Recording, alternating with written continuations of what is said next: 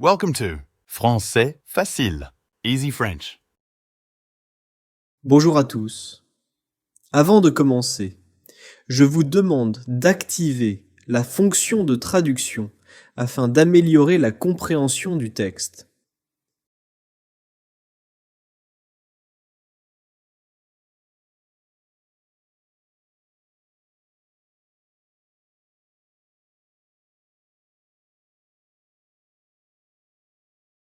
Je m'appelle Camille et je souhaite vous parler de moi et de ma charmante famille. J'ai 24 ans et je suis à moitié asiatique, à moitié française. Ma mère est originaire d'Asie et mon père est français. Ils se sont rencontrés pendant leurs études de master en administration des affaires.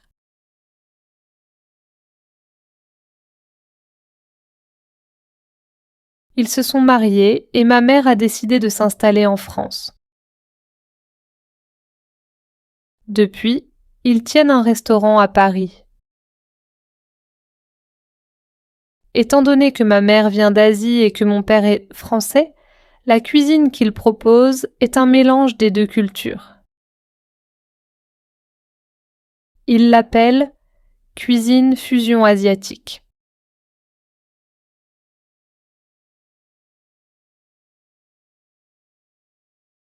Mon frère aîné Julien et moi avons grandi à Paris, une ville que nous adorons pour ses monuments emblématiques, ses quartiers pittoresques et son ambiance unique. Julien travaille pour une grande entreprise de technologie située à La Défense, le quartier d'affaires de Paris.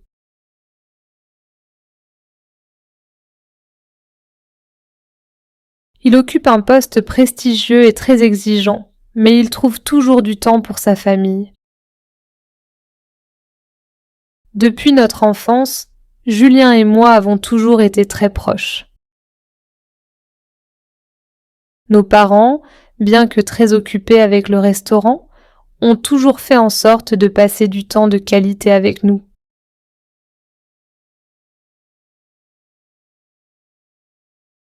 Chaque week-end, nous avions une tradition familiale, découvrir un nouveau coin de Paris ou ses environs. Que ce soit une balade en bateau sur la Seine, une visite au musée du Louvre ou une excursion au château de Versailles, chaque sortie était une nouvelle aventure.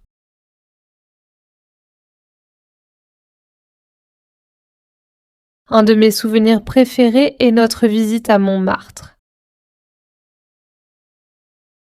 Nous avons gravi les escaliers qui mènent au Sacré-Cœur, admirant la vue imprenable sur Paris. Ensuite, nous avons flâné dans les ruelles, découvrant des artistes de rue et des petites boutiques charmantes.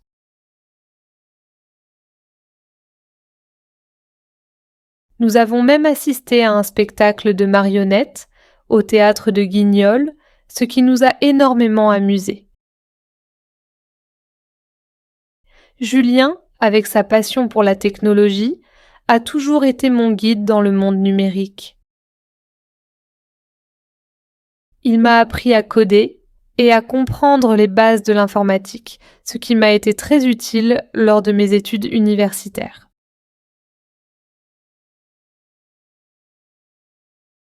Parfois, il nous emmène visiter son bureau à La Défense. J'adore ces moments car cela me permet de voir où il travaille et de rencontrer ses collègues, qui sont toujours très accueillants. Récemment, nous avons fait un voyage ensemble dans le sud de la France.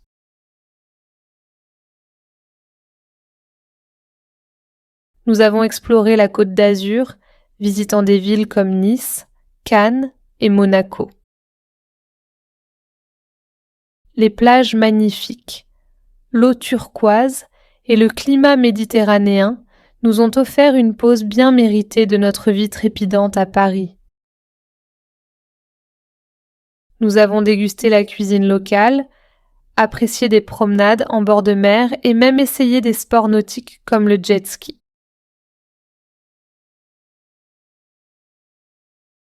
Malgré nos emplois du temps chargés, Julien et moi faisons de notre mieux pour maintenir cette tradition de découverte.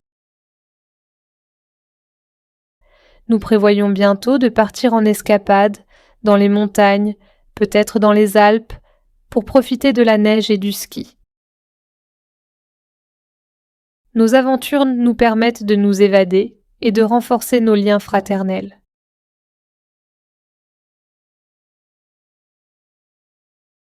Chaque jour passé avec Julien est une source d'inspiration. Sa détermination, son intelligence et son amour pour la famille me motivent à poursuivre mes propres rêves et à ne jamais abandonner. Il est plus qu'un frère pour moi, c'est aussi un mentor et un ami précieux.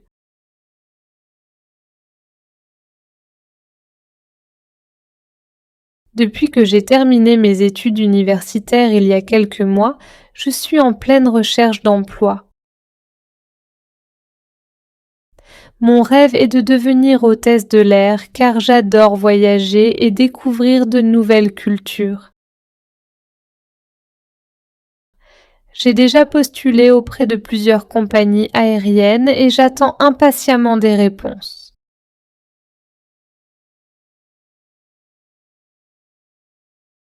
Voyager à travers le monde tout en travaillant me permettrait de réaliser 2 de mes passions en même temps.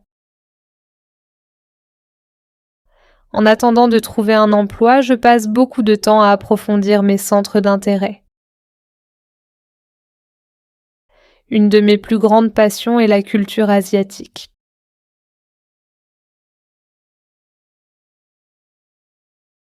Étant donné que ma mère est originaire d'Asie, elle m'a transmis son amour pour sa culture.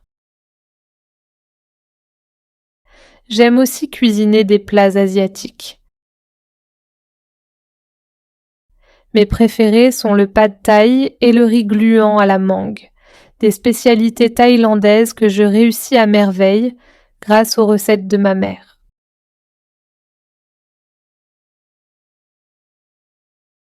J'aime aussi explorer Paris à la recherche de nouvelles expériences culinaires. Les restaurants asiatiques de la capitale sont nombreux et variés, et j'adore découvrir de nouveaux plats et saveurs. Un de mes endroits préférés est le quartier japonais de la rue Sainte-Anne, où l'on peut déguster des ramen, des sushis et des pâtisseries typiques.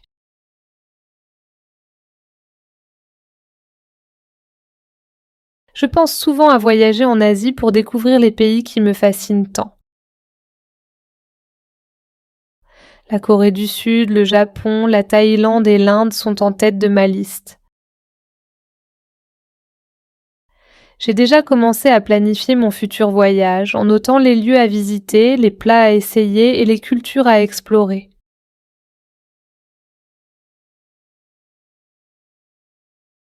Ce voyage serait une immersion totale dans l'univers que j'adore et une occasion unique d'enrichir mes connaissances et mes expériences.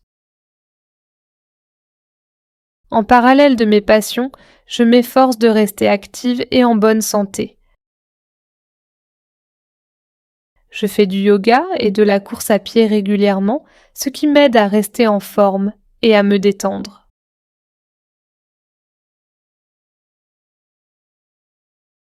Le yoga en particulier m'apporte un équilibre et une sérénité dont j'ai besoin dans ma vie quotidienne. Mes parents et mon frère me soutiennent énormément dans mes projets. Ils m'encouragent à suivre mes rêves et à ne jamais abandonner.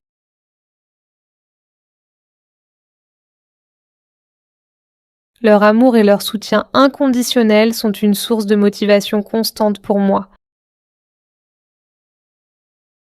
En résumé, ma vie est un mélange de découvertes culturelles, de passion pour la cuisine et de rêves de voyage.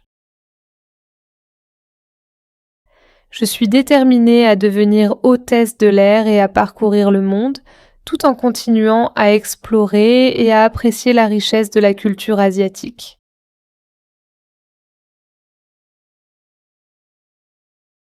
Ma famille était mon pilier, et grâce à eux, je me sens prête à affronter les défis et à réaliser mes ambitions.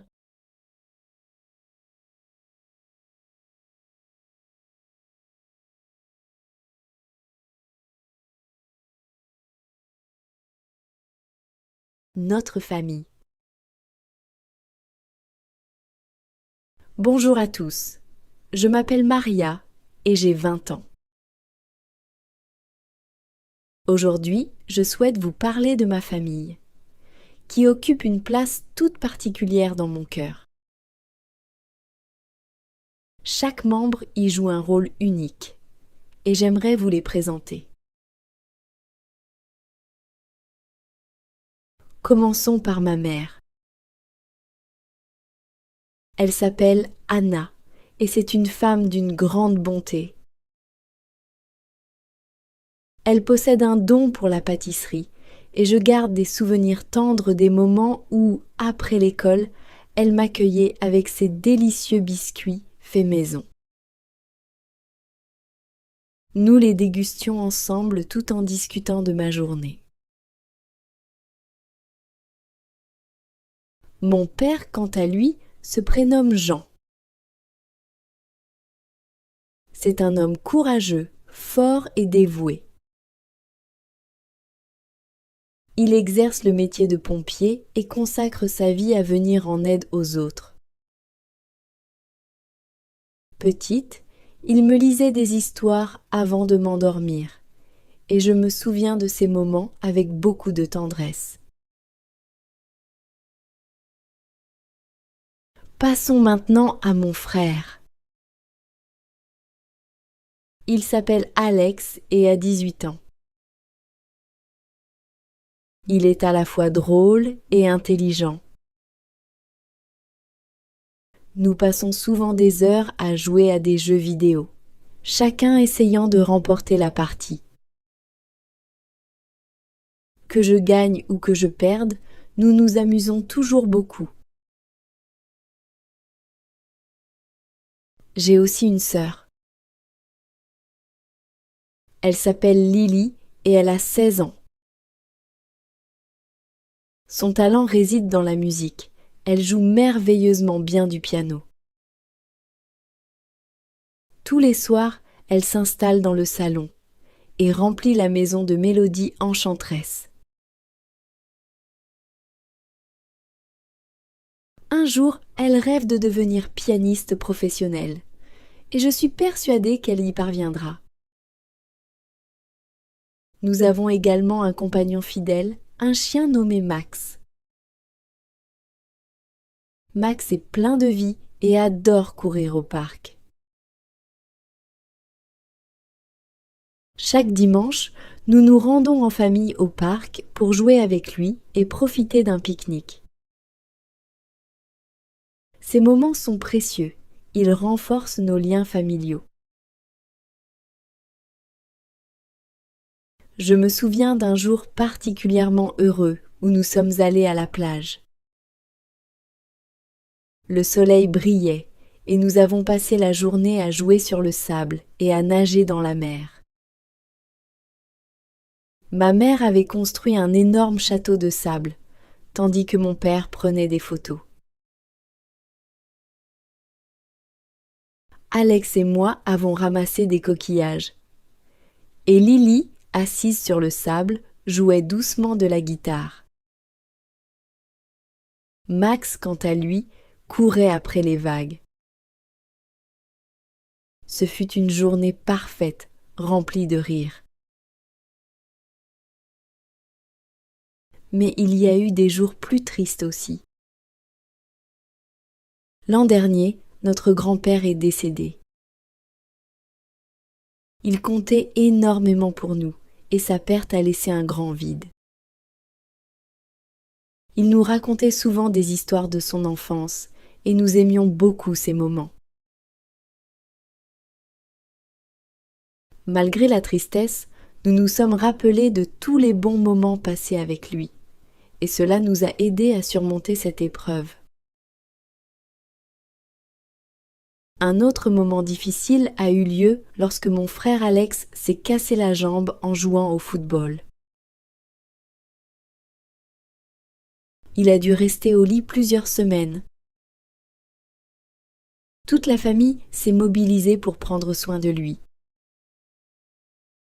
J'ai échangé avec lui des livres et Lily lui apportait ses encas préférés.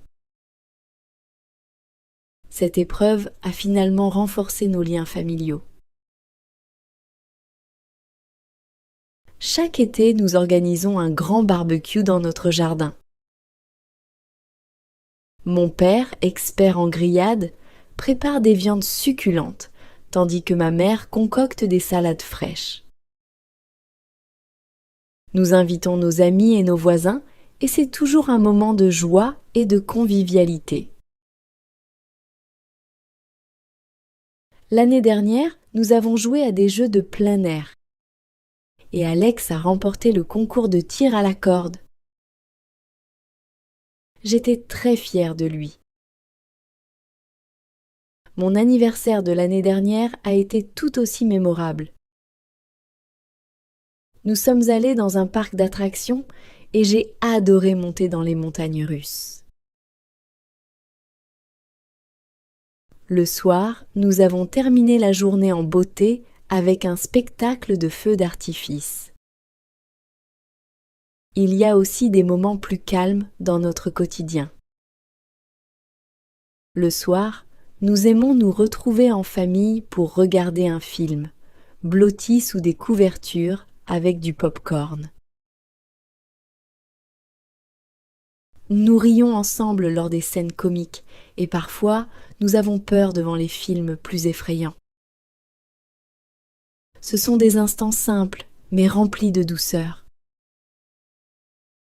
Ma famille est tout pour moi.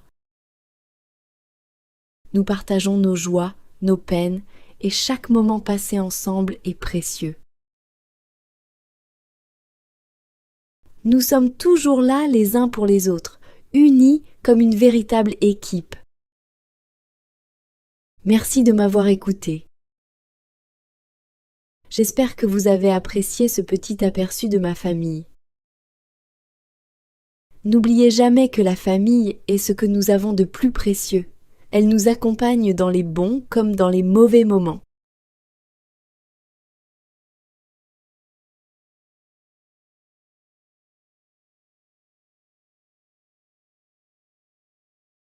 La vie quotidienne de Sophia. Le réveil sonne à 6h30. Sophia, 16 ans, encore un peu endormie, l'éteint d'un geste rapide. Elle s'étire longuement avant de se lever.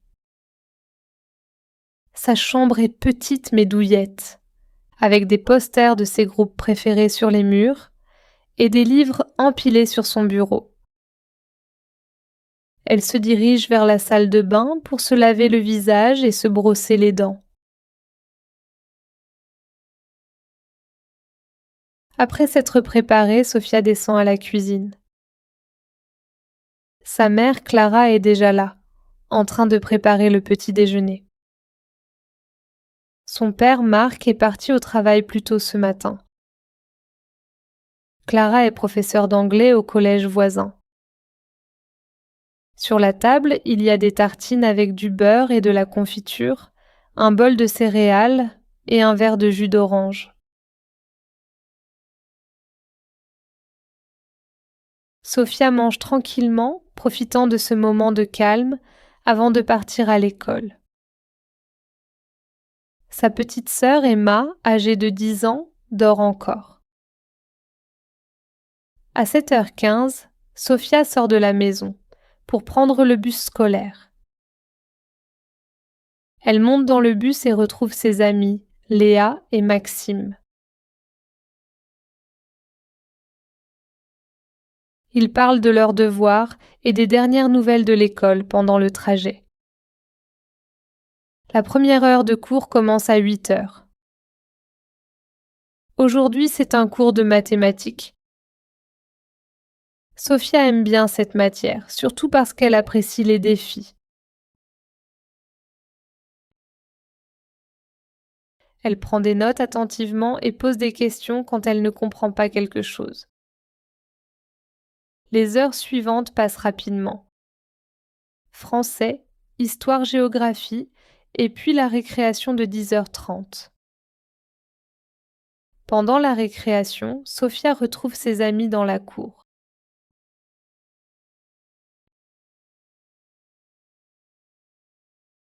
Ils discutent de leurs projets pour le week-end et rient ensemble. À 11h, c'est l'heure du cours de physique-chimie. Sophia trouve cette matière un peu difficile, mais elle fait de son mieux pour suivre. Le déjeuner est à 12h30. Sophia et ses amis se dirigent vers la cantine. Elle choisit un plat de pâtes et une salade. La cantine est bruyante, remplie d'élèves qui parlent et rient. Sophia aime ce moment de détente avant de reprendre les cours l'après-midi. L'après-midi commence avec un cours de littérature. Sophia adore lire et elle trouve ce cours passionnant. Ensuite, elle a 1 heure de sport. Aujourd'hui, c'est basket-ball. Sophia n'est pas très sportive, mais elle apprécie l'effort et l'esprit d'équipe. Après le sport, il y a encore un cours de biologie avant la fin de la journée à 16h30. Sophia rentre chez elle fatiguée mais contente. Elle pose son sac dans l'entrée et salue ses parents. Clara est en train d'aider Emma avec ses devoirs et Marc est en train de préparer le dîner. Après une collation rapide, Sophia commence ses devoirs. Elle est sérieuse et veut réussir ses études. Elle passe 2 heures à réviser ses leçons et à faire ses exercices. Vers 19h, la famille se réunit pour le dîner. C'est un moment agréable où chacun raconte sa journée. Sophia aime ces moments de partage et de convivialité. Après le repas, elle aide à débarrasser la table, puis elle se détend un peu en regardant une série ou en lisant un livre. À 21h30, Sophia monte se coucher. Elle prépare ses affaires pour le lendemain, se glisse sous la couverture et éteint la lumière. En repensant à sa journée, elle se sent satisfaite et prête à affronter une nouvelle journée. Elle ferme les yeux et s'endort rapidement, rêvant de ses projets et de ses amis. Ainsi se termine une journée typique dans la vie de Sophia, une lycéenne française de 16 ans, déterminée et pleine de rêves, entourée de sa famille aimante.